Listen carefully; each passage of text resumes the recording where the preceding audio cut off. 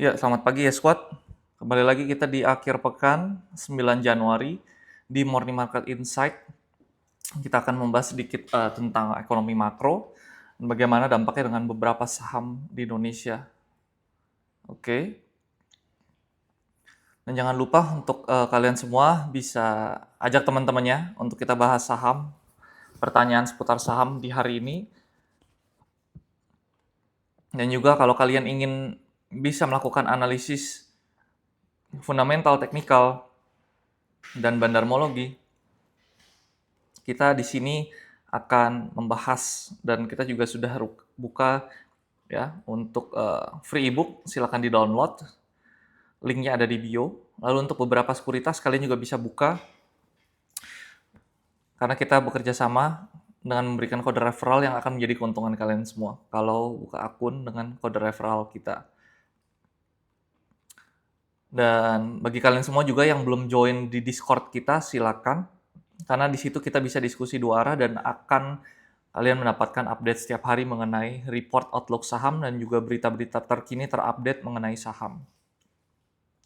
Selamat pagi Pak Albert Yonatan, selamat pagi Pak Oki, selamat pagi Bu Andin, Pak Jordin. Oke, tanpa perlu berlama-lama lagi, langsung aja kita mulai untuk daily briefingnya. Ya, jadi kalau kita perhatikan di sini memang Amerika Serikat ya resmi menarik dari 66 organisasi internasional ya, termasuk 31 lembaga di bawah PBB. Ya, alasan utamanya karena mereka berpikir ya, khususnya Donald Trump, bahwa dengan tergabung dengan lembaga dan organisasi ini, mereka terbebani secara fiskal untuk hal-hal yang tidak efektif. Lalu juga kita lihat ini terkait dengan pemberhentian pendanaan daripada Amerika Serikat yang akan berdampak kepada beberapa pendanaan global seperti isu iklim, energi terbarukan, lingkungan, dan lain-lain. Dan ini dampaknya akan masif juga ke dalam negara-negara berkembang gitu ya. Di pasar keuangan, pasar saham, dan lain-lain akan berkurang secara pendanaan dan finansial. Oke. Lalu untuk dari sentimen domestik kita melihat juga bahwa cadangan devisa naik signifikan per Desember 2025 karena kondisi ya eksternal. Kita lihat Indonesia yang cukup membaik. Ya. Salah satunya didukung oleh penerimaan pajak dan jasa, lalu penarikan pinjaman luar negeri dan penerbitan global bond gitu ya untuk sukuk pemerintah. Ya. Jadi ini membuat Indonesia mendapatkan dana segar tambahan yang akan berdampak pada ujung-ujungnya nilai tukar rupiah yang memang menguat. Namun kalau kita perhatikan ya untuk USD IDR katanya menguat gitu kan. Nah, tapi kalau kita harus tahu juga ya beberapa kondisi daripada perekonomian Indonesia yang membuat USD ini sebenarnya menguat terhadap Indonesia gitu ya. Kita harus ketahui juga bahwa dengan tingginya cadangan devisa maka ada potensi Bank Indonesia untuk menstabilkan daripada nilai rupiah kita. Jadi dilakukan intervensi gitu ya. Rupiahnya di buyback. Lalu untuk kondisi terbaru fiskal Indonesia daripada defisit APBN 2025, Purbaya mengatakan bahwa ada pelebaran ke 2,92% terhadap PDB, di mana memang untuk pendapatan negara ini turun 3,3% year on year, lalu pendapatan pajak turun ya 0,7, sedangkan belanjanya naik 2,7. Ini menyebabkan lebih besar pasak daripada tiang, namun masih dalam batas undang-undang yang aman di bawah 3%. Ya, jadi dengan kondisi geopolitik seperti ini, ya, biasanya secara siklus yang akan diuntungkan adalah tetap sektor komoditas dan beberapa saham juga yang mungkin akan naik level secara MSCI, mungkin yang global standard naik level atau yang belum masuk bisa masuk yang global standard gitu ya atau yang small. Transaksi pasar ya cukup besar. Kita lihat IHSG ditutup melemah gitu ya. 0,22% kalau kita perhatikan. Oke, dengan nilai transaksi yang cukup besar dan hari ini dari emiten Raja akan membagikan dividen. Dan biasanya menjelang pembagian dividen ada koreksi daripada harga saham. Jadi kita harus pantau juga untuk raja. Saham komoditas ya, ada beberapa saham yang memang terjadi namanya pullback ya, atau retracement secara normal. Oke. Selamat pagi yang di TikTok, silakan ya kalau nanti ada pertanyaan.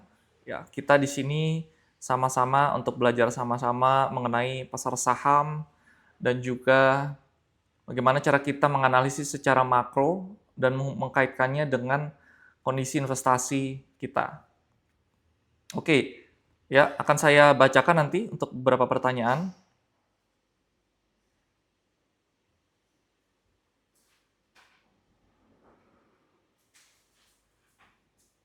Dari TikTok dan Instagram. Oke. Langsung kita bahas ke beberapa saham yang bisa berpotensi hari ini. Oke. Mari kita bahas dari Pak Kadzi, ada Toba.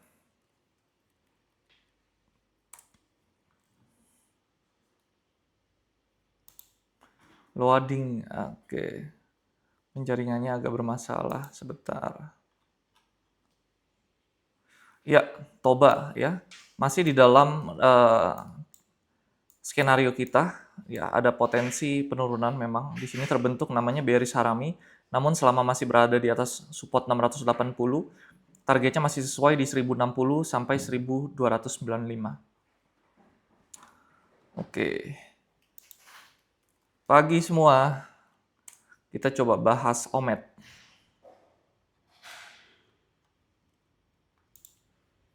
Oke, Omet pergerakannya kalau lihat candle-candle seperti ini ada potensi tidak liquid ya, range antara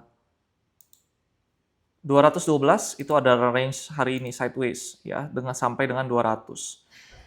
Masih belum berhasil untuk masih belum menarik untuk di watch. Dan juga hari ini untuk analisis saya sebelumnya ingin mengatakan disclaimer on, semua analisis berdasarkan area pergerakan saat ini juga ya. Bisa terjadi perubahan, bisa ke depan kalau ada kejadian-kejadian yang memang kita lihat berdampak material terhadap perusahaan atau kondisi global. Ya, range-nya ya untuk SSIA antara 1730 sampai dengan 1860 untuk SSIA. Koka gimana? Koka kita ada rekomendasi. Jadi kalau kalian yang belum masuk Discord atau WhatsApp channel, linknya ada di bio. Kita ada post di situ report harian. Harga breakout dari area resisten ya.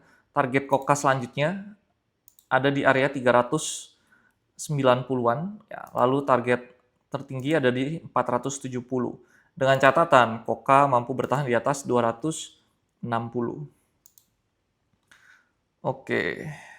Oke, pagi Pak Stefanus ya. Setelah kita bahas Cegas, kita akan lihat untuk BBB. Karena ini menarik gitu ya, sektor perbankan.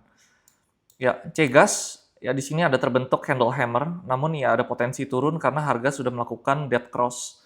Jadi kalaupun Cegas ini terkoreksi, ya kita bisa aim mungkin gerakannya akan seperti ini. Oke. Turun dulu baru nanti naik ya. Kurang lebih pergerakan Cegas akan seperti ini. Ya. Turunnya kemana? Ya bisa ke MA20 di area 190-an. Ya, dengan resisten kita lihat terdekat di area 216. Mari kita bahas pertanyaan dari Pak Stefanus, ada dari BBYB.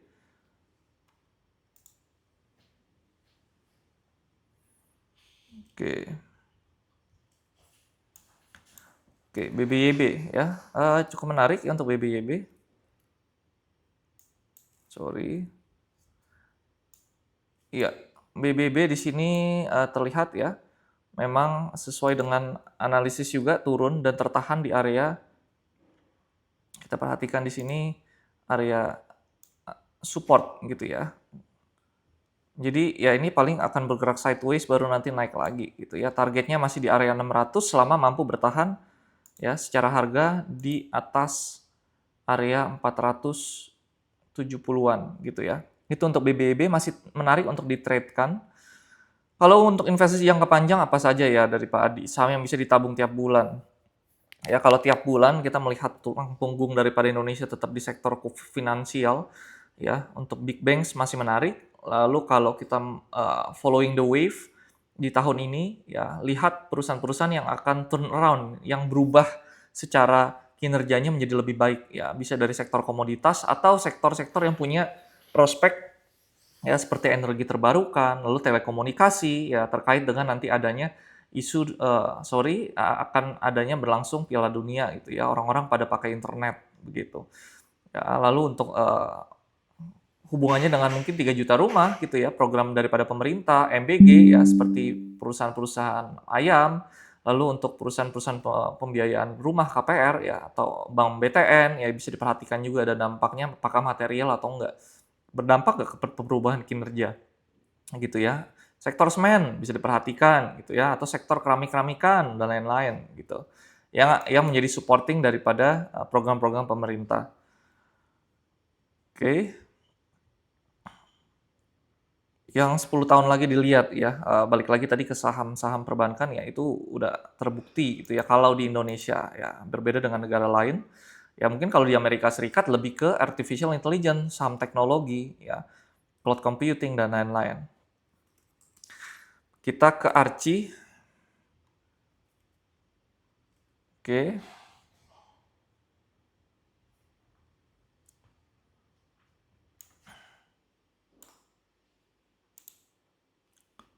Oke, Archie terlihat ya gagal break daripada resisten ya.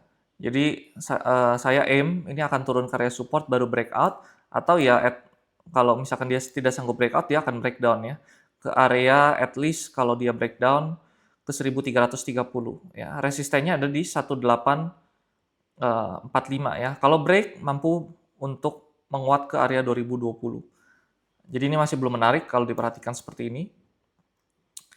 Oke, kita lihat IATA.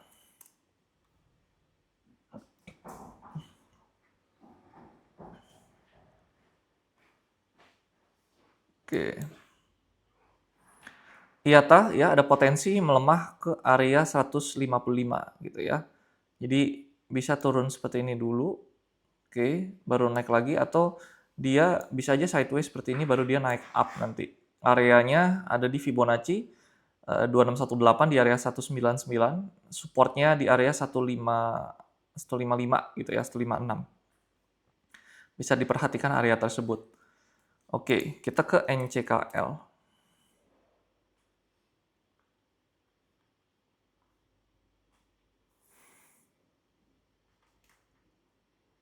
NCKL ya, ini sesuai dengan analisa masih, ya dia turun dulu tutup gap dan ada potensi memang kalau dari indikator momentum dia mengalami penurunan terlebih dahulu. Baru setelah itu mengalami rebound ya. Kita lihat penahanan terakhirnya ada di MA20 ya. Tapi kalau itu kejauhan kita bisa lihat di sini ada gap yang bisa berpotensi ditutup ya di sekitar area 1190. Itu untuk nikel. Oke. Kija arah kok kemarin. Untuk sekarang apakah bisa untuk buy? Kita lihat.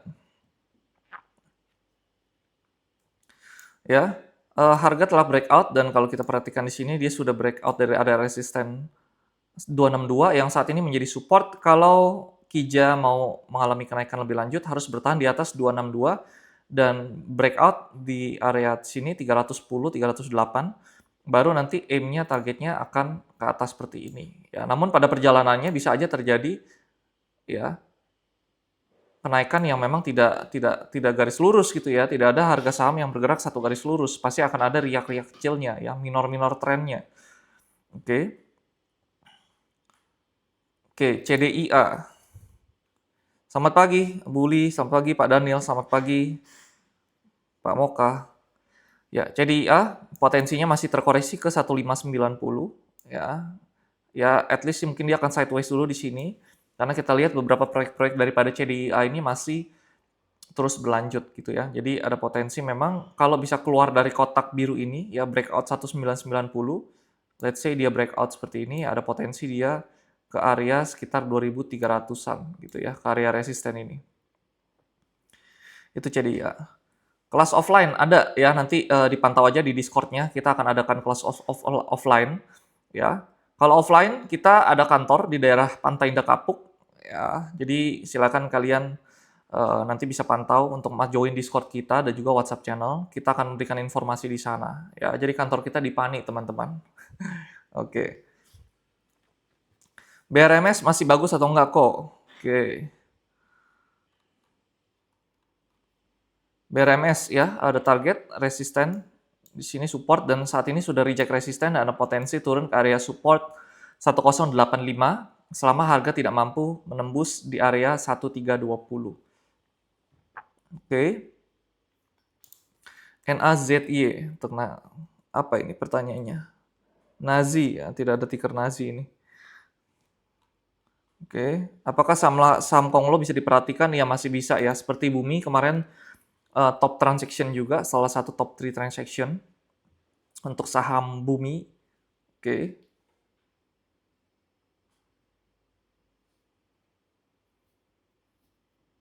Oke, Pak Daniel, kalau misalkan mau belajar untuk pendahuluan, bisa download free ebook kita, Pak. Linknya ada di bio ya. Oke, kalau nanti pas kelas kita hanya lebih fokus kepada nanti lebih dalam ya ke studi case-nya. Oke.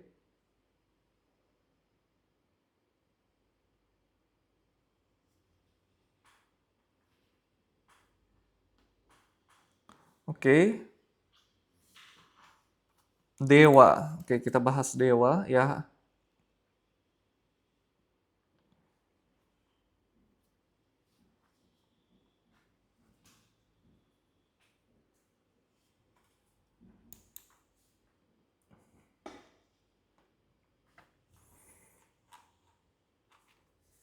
Dewa ya, hati-hati ya, ini ya bisa ada retracement untuk ke bawah kalau tidak mampu menembus 855 itu untuk Dewa.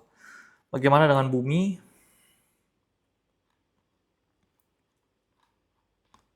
Oke, yang di TikTok sebentar ya. Setelah ini saya akan bacakan pertanyaannya di TikTok.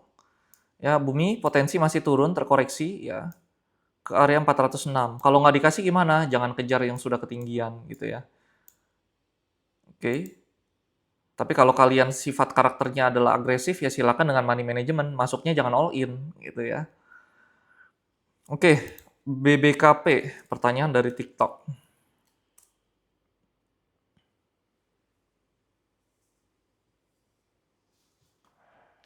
BBKP ya, di sini terlihat terbentuk yang namanya rounding bottom gitu ya.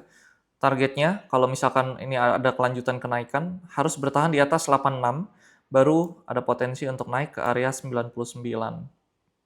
Itu untuk BBKP. Bumi 500 ya, saya nggak yakin, masih belum yakin untuk hari ini. Lalu PTRO,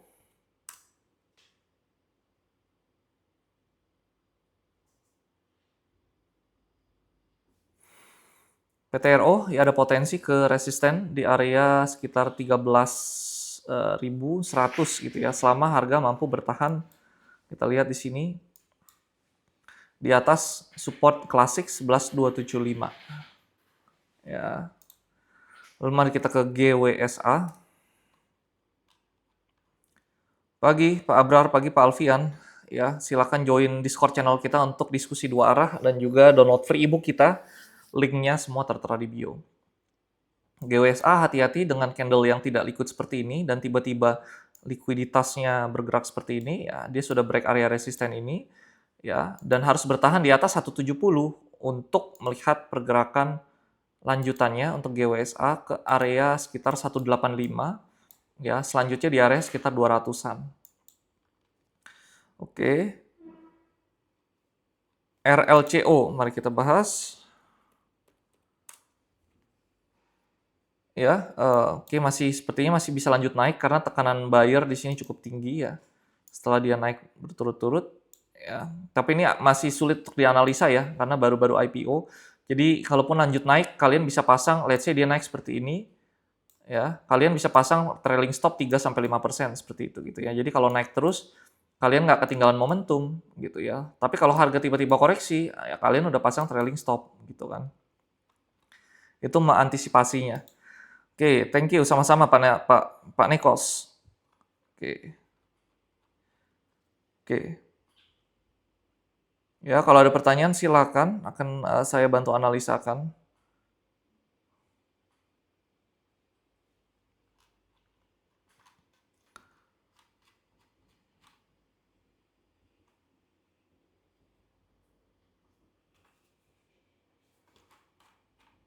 Selamat pagi Pak Surakso, kalau ada pertanyaan silakan ya Pak. Selamat pagi Pak Franky.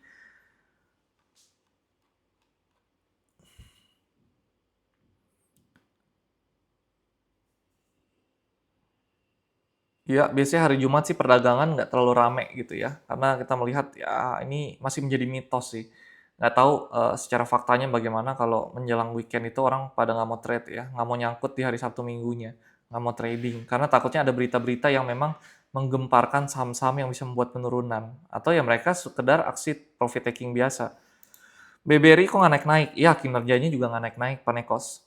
Ya, tapi kalau kita lihat di sini, ya memang tema daripada tahun ini bisa ke big banks, ya. Namun kita perlu perhatikan kinerjanya ya, karena ada perlambatan pertumbuhan kredit dan CKPN yang meningkat ya di beberapa bank. Jadi wajar kalau BBRI ini nggak naik-naik gitu ya. Beberapa saham perbankan nggak naik-naik. Ya, kita bisa cek ya seperti ini. Dia membentuk sebuah triangle yang besar gitu ya secara weekly-nya. Dan semakin menyempit ya artinya ya kalau dia BRI ini breakout ya ke atas ya targetnya bisa ke klasik ya ke 4.450 gitu itu untuk BBRI ya seperti ini gitu ya meskipun membentuk lower high namun di sini terbentuk namanya higher low ya jadi kalau mau yang invest sebenarnya harga saat ini sudah menjadi yang cukup menarik. Oke, cara lihat saham yang akan PIO gimana kok? IPO mungkin Pak ya. Kalau mau lihat IPO tinggal buka di IPO Pak. Ya di sini karena bisa lihat elektronik IPO ya, Indonesia Public Offering seperti itu ya. Selamat pagi Pak Hosinta. Ya, Pak Abrar caranya begini Pak ya. Oke. Kalian tinggal buka aja di sini. Ya, IPO. Oke. LT bagaimana Bang? Oke.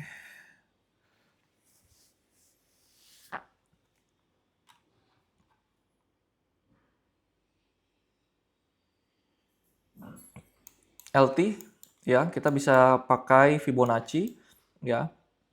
Dan sepertinya udah ke hit ya di sini melihat candle kenaikannya seperti ini ya ini sepertinya FCA jadi harap berhati-hati ya untuk LT saya skip dulu ya karena pergerakannya terlalu liar gitu ya. DKFT apakah worth it atau tidak?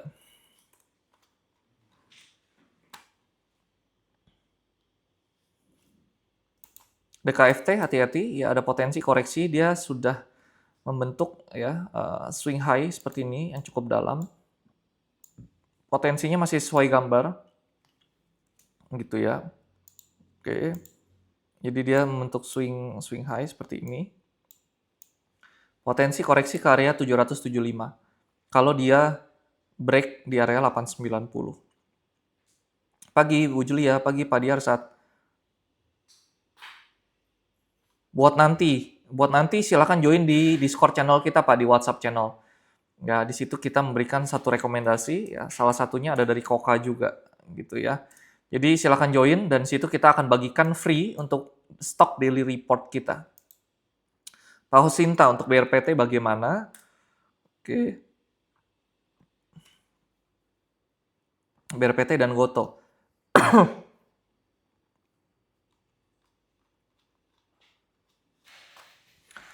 Oke, BRPT ya harga sudah breakout dari area support ya dan yang ditakuti adalah ketika kita buy dia bisa lanjut turun tapi kalau nggak buy gitu ya takutnya nanti dia keburu naik ya bisa melakukan yang namanya false break juga seperti ini. Jadi di watch juga hari ini kalau dia mampu menembus 3.130 ya ada potensi harga bisa up seperti ini ya. Tapi kalau dia masih berada di bawah garis MA20 ini ya dia bisa lanjut turun ke area 2.850. Kita lihat Goto, selamat pagi Bu Weni. Ya, kalau ada pertanyaan silahkan drop di kolom komentar. Dan download free ebook kita, ada linknya di bio. Goto masih cakep ya, dia bentuk higher high, higher low. Meskipun dia bentuk lower high, tapi di garis trendline ini, higher low ini tidak di break ya. Selama masih bertahan di atas, kita lihat di sini garis 63, maka masih ada chance dia untuk up seperti ini. Ya. Namun perlu diperhatikan juga, ya bisa aja ini terjadi yang namanya pembentukan head and shoulder ya, hati-hati juga ya. Kalau kita melihat dan belajar chart pattern ya, yang ada di free ebook ya, di sini ada potensi yang namanya head and shoulder gitu ya. Kalau dia breakout daripada neckline 63 ya, targetnya bisa ke gocap lagi begitu. Oke, selamat pagi Bu Rina, selamat pagi Pak Barber.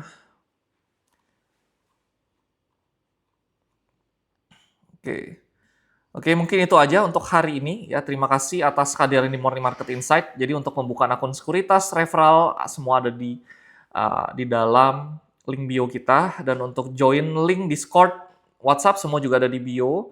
Jangan lupa untuk follow semua sosial media kita dan akan nanti kita bahas di Morning Market Insight di hari Senin. Sampai jumpa di Morning Market Insight selanjutnya.